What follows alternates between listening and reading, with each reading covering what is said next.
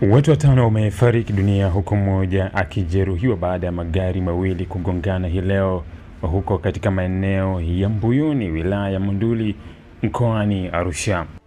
Akitoa taarifa hiyo hii leo Novemba 23 mwaka 2025, kamanda wa polisi mkoa wa Arusha, kamishna msaidizi mwandamizi wa polisi SACP Justin Masejwa amesema ajali hii imetokea leo muda wa saa 7 mchana.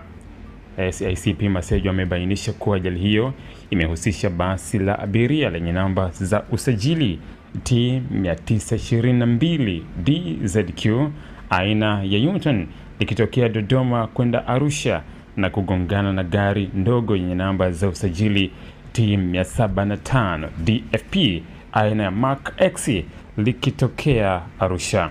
Ameendelea kufafanua kuwa waliofariki katika ajali hiyo ni wanaume 3 na wanawake 2.